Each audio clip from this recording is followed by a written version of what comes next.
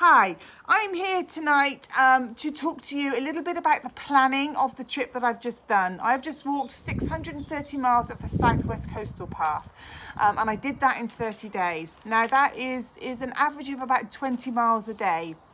Now, I wouldn't recommend necessarily doing that if you want to see all the beautiful places along the way, because there's no time.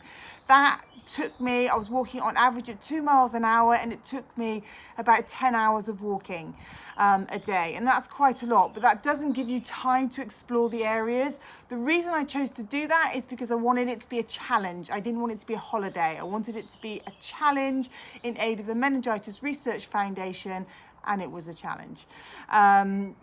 It was an achievable challenge. I knew I could do it. I knew I had the strong mindset and the will to do it. I knew my body was strong enough to do it.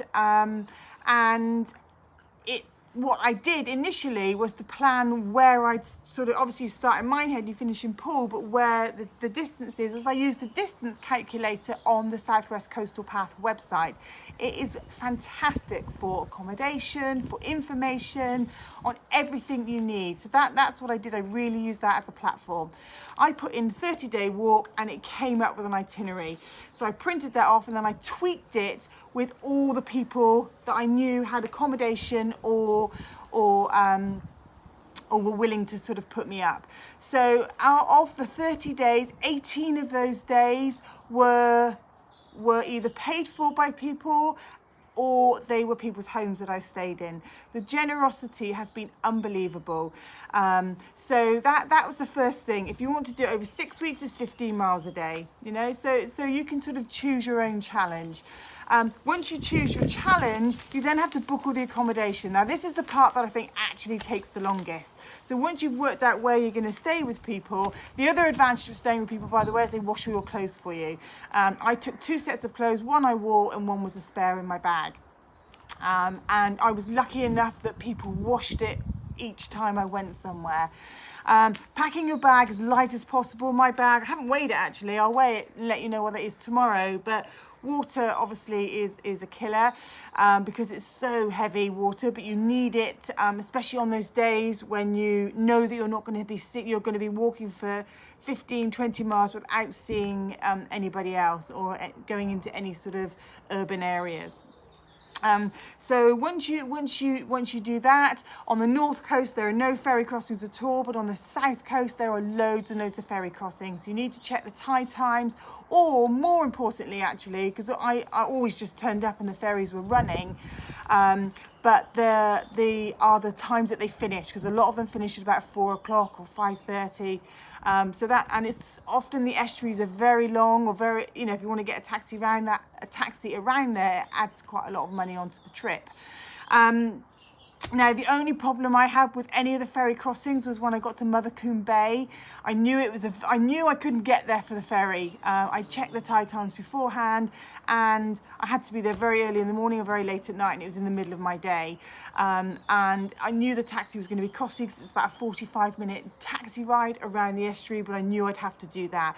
Luckily, gorgeous Henry and Louise, who I was in the hot tub with, they happened to ring me, and I told them what I'd be doing, and she said, no, we'll come and pick you up. So they picked me up, took me around the estuary to the start point, and I carried on and walked into Bigbury-on-Sea. So I was very, very lucky there to have Henry sort of drive me around the estuary at Mothercombe Bay. That's the Erne River. So that's really the planning side of it. The money, the cost of it has been, I've spent about £800 or 834, I've added it up to be exactly. The accommodation has come to £584, and the extras with food, ferry crossings, taxis or whatever are £250. You know, that's roundabout. Now that works out for me an average of £27.80 a day, which is for everything, accommodation, everything. That's the average. So that's I mean, that is unbelievably cheap. I cannot believe it. I budgeted for £50 a day, so I'm like half under budget, which is incredible. But that is only due to the generosity and the kindness of people, because inevitably when people take you out, they pay for you, which I didn't expect. But people were so happy and excited to be on this journey with me, and they were so I don't know, they so sort of wanted to be part of it. But there wasn't any person that walked with me that said, I want to walk another day with you.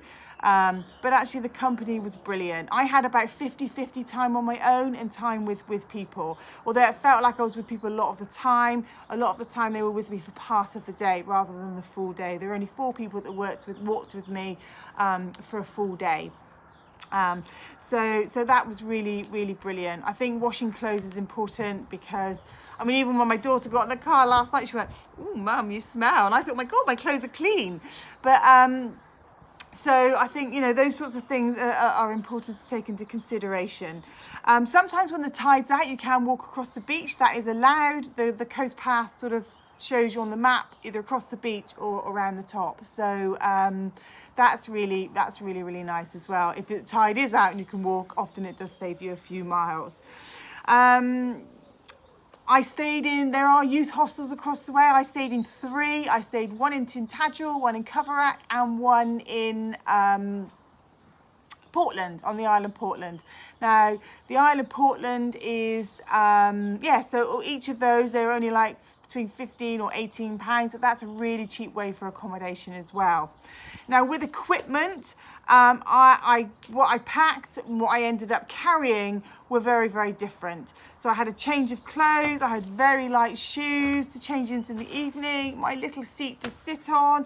One thing I would say that I think is really crucial is you have a water bladder, and when you buy one of these, make sure it has a lid on it, because the amount of times you put it down to use the toilets or whatever, and it just keeps it really hygienic. But a lot of them don't have it, so if you can get one with a lid on it, that's really, really good.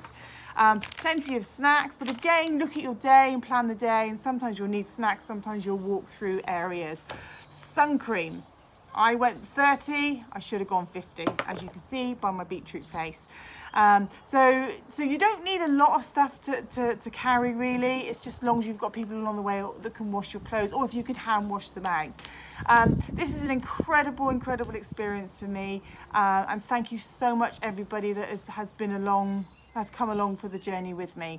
Tomorrow I head down to Land's End. It has to be the furthest point from where I live, down to Land's End, and from there I go to Penzance, and then from Penzance I'll walk to Gunwallow, which is where I started again after my ankle. So I've got 35 miles to do over the next 2 days, just to complete the whole challenge, because I couldn't live with myself without doing that, especially with everybody donating so much to the charity. Thank you so much everybody, and I'll check in tomorrow from Penzance.